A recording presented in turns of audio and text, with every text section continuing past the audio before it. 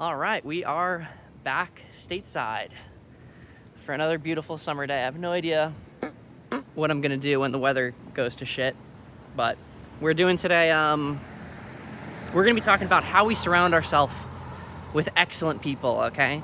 You know, there's good people everywhere, good folks all over, which is gonna be part of our conclusion, spoiler alert, but kind of like I'll do like my story is like I wanted to be surrounded with like, you know, excellence and with like, you know, people at the pinnacle and like the best, you know? And I'm like, okay, where do we find a group where it's like majority of people are like super high competence, super high intelligence, super empathetic, super virtuous? I'm like, how do I surround myself with those kinds of people? Is like the goal for a while. And my expectation naively was that most people are like this, which is like, you know, got to put a little bit of effort into finding these people. So I'm like, okay, when I'm like in school and I'm a kid, I was like, okay, well, everyone's a kid, so obviously we're all going to be figuring things out. And then I get into college, and it's like, okay, well, a lot of people are drinking, a lot of people are not taking class seriously, a lot of people are kind of goofballing around, which is fine. I do a little goofballing, but it's like, it's not that pinnacle I'm looking for. And I'm like, okay, well, in the working world, when I get into a real company and everyone's like striving towards excellence and trying to create value, that's where I'll find this. And then no, it's just normal people, you know, which obviously, you know, spoiler alert, this is a stupid thing to expect to find in most places, with some exceptions that we'll get to in our conclusion. And then I'm like, okay, well, where do the best software engineers go? Where do the best engineers go? I want to reach that pinnacle. The pinnacle is, oh, it's going to be at Google. Choo-choo, chugga. It's going to be at Google, okay?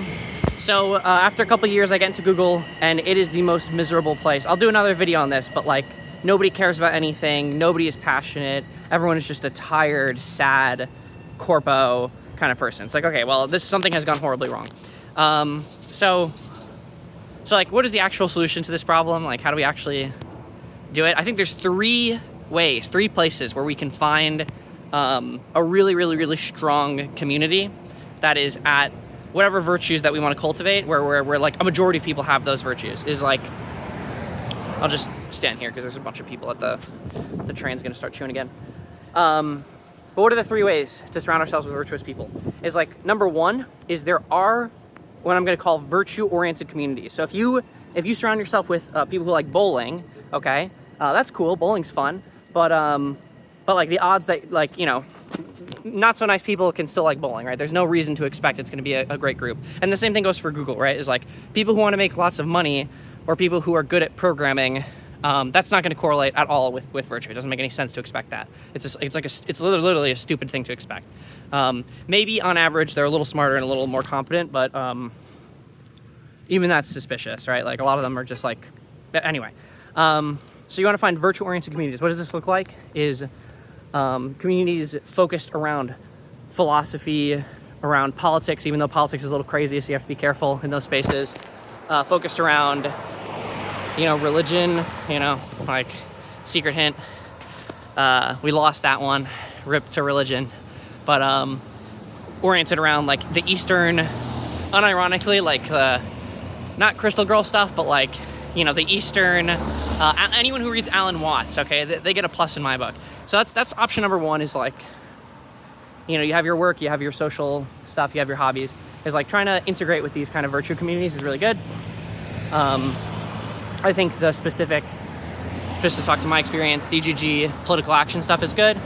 You know, DGG gives you a good base of people who are not uptight, and, you know, L, not woke, you know, we don't do woke around there. And then the political people siphons off the drama losers, and it's a great group.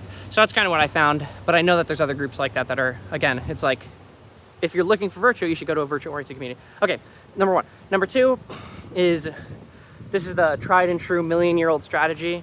You know, you're gonna be surrounded by people everywhere you go, and you just kind of cherry pick, right? This is the best. You take one or two people from each thing, you integrate them into your community, into your friend group, and yeah, that's what everyone does, right? That's kind of the meta. That's kind of the strat. Highly recommend. You know, kind of an easy one, softball, but that gets your social circles nice and virtue pilled. And then the third option, it's kind of two of the same option, is like, okay, well, what do we talk about? You know, is like your social life, your friends, your hobby groups, your work groups. So it's like, how do you get a good work group? Is kind of two ways, there's kind of two parts, but it's like A is build it yourself, get into a position where you're hiring, or try to find a small company with a really strong jawline startup founder who has, again, like a really, really strong focus on the virtue stuff, who's building a group where that is a high priority. And yeah, I think those are the three main ways that I found and that exist. You know, it's a problem I've thought about a decent bit. Worth thinking about, you know, because it's where everyone wants to be at the end of the day. That's like, it's like the number one goal is this one. So anyway, beautiful day.